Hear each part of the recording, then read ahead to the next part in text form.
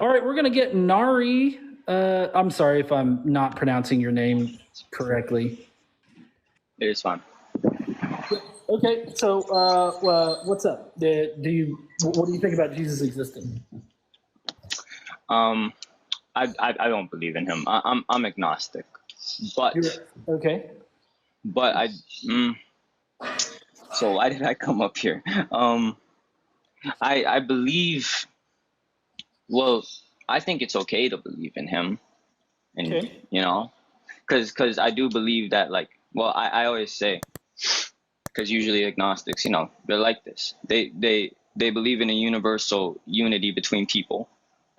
You should live as if God is real, because if you do that, it would be a good map of your life, a good guidance. What's your reason? Like, first, let's start with which God. Let's talk Jesus. Okay. Let's talk Christ. All right. So, for the purposes of this conversation, which is actually contrary to what my little banner up here says, I'll be fine with accepting that Jesus existed as a historical person in the past. Okay. And so let's start from there. So you think that Jesus is God? Actually, I don't. Nah, I'm just gonna get off, because, like, I don't really see how I could, because you and me think the same thing. So pretty much, Oh, so you're an atheist? Yes, in a sense, but I do believe in a unison between people. Like, I do believe there is a universal law stating that. Okay. Where's that come from? Well, yeah. That's a good question. Where does that come from? I believe it comes from just people on the world that live in the world. Just people manifest it? Yeah, in a sense. I don't understand why that should be like a guiding thing for like my life. Like that seems like a very subjective way to view like God, right? Isn't that what God is? He is a guide. Isn't that what God is? What I mean, I guess I don't know. It depends on how you define God. I mean, typically when people define God, it's some supernatural entity that exists like outside time or space, or just in a position where they can control things in this reality and has total control of this reality. Is that how you're defining God? No, I'm defining in a much more like realistic way. Not something so. I'm sorry, Like, that doesn't make sense to me. Like he realistic. symphonized the cosmos. I mean, like, people can see him in their individual lives, because, in a sense, well, that's where he derives from, scientifically speaking. Okay, but here's my point. If God derives from subjectively from within the person, then that means that person is subjectively creating their own version of God. No. Yeah. So everybody creates their own version of God and lives according to what their God dictates. Yes, but there is religions, and there is things unifying the people that have different experiences, but that's why they believe the same thing. Okay, can you differentiate for me between like your belief in your God, whatever God you choose, and like somebody that has a completely different God? Well, I guess the one thing that really the one thing that I would want, because, like, there's nothing differentiating me from that. Like, I believe people have their lives, and it's fine whatever you want to believe. The only people that would is people that think it's absolute that there is no God, or absolute that there is a, because I don't think that's for any human. Okay. But I guess I don't understand how all this translates into like religion being a good pathway for me to live my life. Because what you seem to be describing to me is just everybody has their own opinions on how to live, and then they live according to what their opinion is, and therefore that's how you should live. Like, I feel like that's kind of like what you're getting to. Yeah. So, I mean, yeah. So when I said, like, religion was like a guidebook, in a sense, like, people undertake religion because, well, it does them good in life, Yeah. I mean, I don't see how religion can be like beneficial in life as a method that's better than secular methods. Like, I guess I don't see how it's better. It can guide you to do the right thing. Yeah, but can't people use other secular ways in order to be guided to do the right thing or to figure things out? Yes, they can. Yes, they can. They can believe in themselves and manifest their own destinies. But sometimes people give their lives to God. Right, but you're saying that religion is a better way to do it, so I'm not seeing how it's a better way. When you don't have something guiding you, and when it is you versus the world, it can be rather difficult. I mean, yeah, but that's why therapy's there. That's why I guess Not a self-help. lot of people go to therapy. I mean, maybe not, but maybe more people should go to therapy instead of praying to a genocidal blood god. Maybe they should, but they, and that's reality. So people need something to Maybe unify them. reality, but wouldn't it be more beneficial to encourage people to seek therapy rather than praying to a grapist god? A grapist God. Yeah. You talking about Jesus? I'm talking about Jesus, Yahweh, like just the whole slew of Abrahamic sort of versions of God. Like they're all grapists. Okay, wait. I'm sorry. Can you repeat the question? What would be? I'm saying that it's better to encourage people to seek real help rather than have them pray and follow a God that grapes women as well as teaches men to treat women as property and to grape women themselves. Religion, well, my experience of religion, it does not do that at all. Well, In fact, that is like so, well, that is terrible. That is the last thing like a true religious follower would want to believe. You do understand that? Well, so for the most part, people are going to be Christian. I feel a lot of people are going to be Christian or Abrahamic or whatnot. I mean, I kind of feel like in the Bible never teaches this idea of consent. Like God never asks for consent for anything. God also doesn't mandate that men ask women for their consent. So it kind of seems like women's consent just generally isn't considered. Would you think that that is a good thing to teach people? I don't know where it says that in the Bible. Well, he is the person that the father is the person that makes the world, but I don't. The basis of women and men, it's a conflicting topic in today's society, But what you're saying, that's not necessarily what he's. I don't think consent is a conflicting topic. I'm pretty solid. It's not. That's because he doesn't talk about it. He doesn't talk about consent. And that's the problem. What? Do you see that as a problem? Like you're telling me that religion, specifically, I guess Christianity or just Abrahamic religions in and of itself, is a good way to live your life or that you should take direction from it. But yet one of the most fundamental things about like human interaction being consent, God never touches upon? I mean, he touches upon human interaction. He doesn't touch upon graping. I mean, he definitely touches upon graping women multiple times. He even sent one of his angels down to inform Mary that she was going to get graped. And Mary was a virgin. Right. For which she was then graped by the Holy Spirit or however you want to see that and impregnated. Well, if we're talking in literal terms, that wasn't grape. She was a virgin and she had a child. No, I mean, how is it not? I don't see how any of that precludes it from being grape. It's not grape at all. Nobody did anything. She was a virgin. Right. She passed a child. Who was then impregnated. Yes. Right. Well, she was not impregnated per se, by a man. Impregnated. How do you think babies work? Well, yeah, but we're talking in a spiritual text here. We're talking about Mary, Okay, I'm not talking the mother of Jesus. I'm not talking about magical shit. I'm talking about. So you're not talking about Mary. No, I am talking about Mary. I'm not talking about magical shit. In the Bible, God sends Michael, this archangel, down and tells Mary that she is going to be impregnated and be with child. Mary says, "Oh, okay." Which is a really lackadaisical kind of consent. The part But that it was her consent. The part that I'm focusing in on here is the fact that Michael or God never once considered asking Mary, "Hey, can you do me a solid? Carry this future Messiah of my people? Fist bump me, Mary, and agree to do this." That was never the conversation. The conversation there was just, "Hey, this is going to happen whether you like it or not." She was to pass the Messiah. Yes, and God forced her to do it. Yes, and it happened.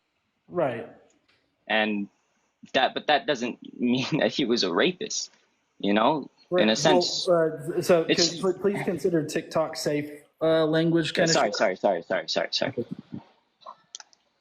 So yeah, well, no, I mean it totally does make him that, and he also empowered men all throughout the Israelite culture to grape women. Forcing women into marriages is a form of sexual slavery, and any smex acts that happened while married to a woman that was forced to marry you is considered grape. Those were bad people. Those weren't actually Those are God's people. disciples. What are you calling them bad? No, they were not. God specifically chose them. I remember it was the part where God naked wrestled Jacob in the desert, grabbed his member, and then called him Israel.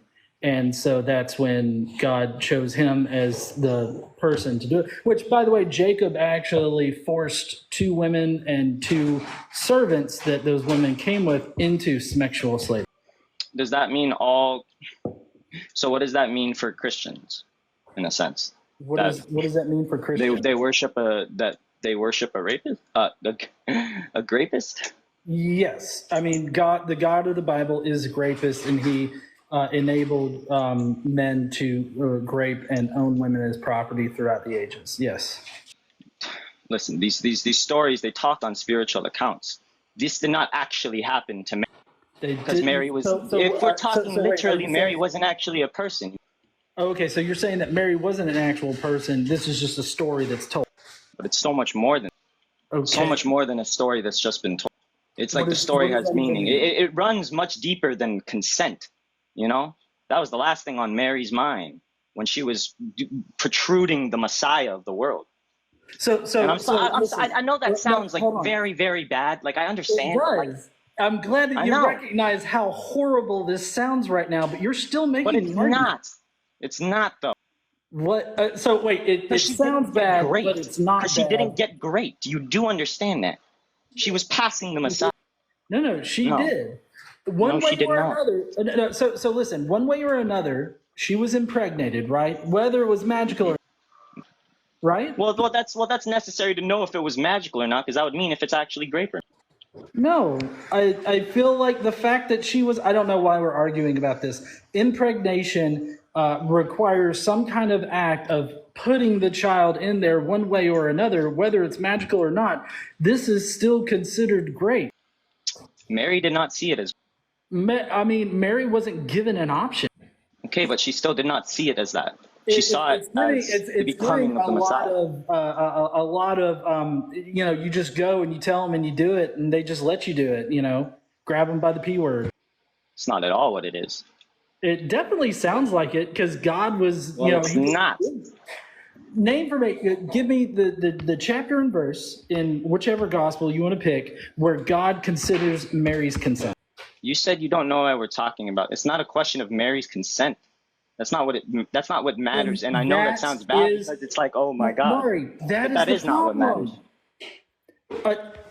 Do you consider the consent of anybody that you date? Of course. Then why wouldn't you apply that to God? I wouldn't apply that to God and Mary because Mary had to get out the Messiah. She had to, pass the Messiah to the world. That was much more than just a pregnancy, like. I don't feel you're not making a solid case here for how it's. I am. No. You're just ad hoc saying that it's different without actually substantiating the fact that the idea that it is. Because she gave the world the Messiah. I don't see how that is any kind of. I don't see how that's any kind of better. God could have started asking, the descendants of David to carry the Messiah one right after another until one was like, yeah, sure, I'll totally do it. That is a more like ethically viable solution than God just showing up at your doorstep, dick all out, being like, hey, you going to carry the Messiah? He didn't do that. He didn't pull up to her doorstep, dick all out. God didn't. Michael did. Okay. He didn't do that either. Yeah, I mean, yeah, he showed up to her. I mean, I'm paraphrasing how it happened, of course. But that's not how it happened at all. Michael shows up and says, you're carrying the Son of God, and that was it. And she knows that it is her duty in life. Okay, like whether or not she ended up consenting or understanding it in that way, the part that I have a problem with is the fact that is the fact that God never asked her for her consent. That's the problem. Do you recognize that as the problem? I don't recognize that as a problem. No. Do you at least recognize the fact Because that Mary, not I don't asking for consent is a problem? Yeah, that's obviously a problem, man. Okay, Then God I'm not an is evil a person. problem. I understand. No, God's no, problematic. because Mary was the exception because she held the Messiah. She was the only exception. You understand? Okay. So you're It's not an telling me exception that of grace. No, it's the exception of carrying the spiritual prophecy into the world. That was her duty, and she accepted that. It's not like she didn't want that. You know, she had to accept it because it was her duty. Right, she had no choice. Thank you. I appreciate you acknowledging she had no choice. Okay, and she liked it. No, it's not. Oh no, don't do that. Come on, man. Don't make me out as somebody who actually like stands for that shit, because that is nasty, okay, man? Well, I'm not doing. What am I doing? I'm not doing. You're the one that's like she liked it. It's not what I meant, bro. It's disgusting, bro. I'm sorry. Was that not what you were about to say? Like, no, that's not what I was about to say at all. I was about to say that it was her duty. Right. It was her duty. That was what her life was her duty for. Also, how did she know that it was her duty? When Michael came down and told her. Oh, okay. So Michael came down and told her, didn't give her the option, and just, impregnated her anyway. Didn't need that option for God. So like you're specially pleading now. This is what the fallacy is. You're specially pleading for God, as being the one person that doesn't need to ask for consent. Is that correct? No, it's not a question of consent. Can anybody else, is it ethically okay for anybody else ever to not ask for consent and impregnate a woman? Of course not. Okay, so God is the one lone exception, making it special pleading. Do you see how I walked you to the water and I'm expecting you to see your point. I see your point. But it's a fallacy because the Messiah needed to be brought into the world in some way. What fallacy is that? He was so pure that it couldn't have been made by any other man. You're not acting like I asked you what fallacy, and then you proceeded to give me another excuse. That's not an excuse. I just told you. Well, no, that's not a fallacy. Give me what fallacy is it? Is it a genetic fallacy? Is it I don't know how it would be that kind of fallacy, but I'm just saying, you're just saying fallacy as if it's some kind of buzzword. You're not actually giving me any kind of indication as to why it's a fallacy. The reason Mary wasn't touched by a man on earth is because she held the Messiah. Okay. That's the fallacy. I don't see how this relates.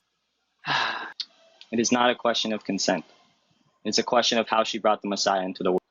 Okay, I'm done with this very disgusting interaction. I appreciate you coming up here and giving me some great sound bites, but I feel like we're going around and around, and I'm gonna put a couple more people in the thing. Thank you so much for coming up. Okay.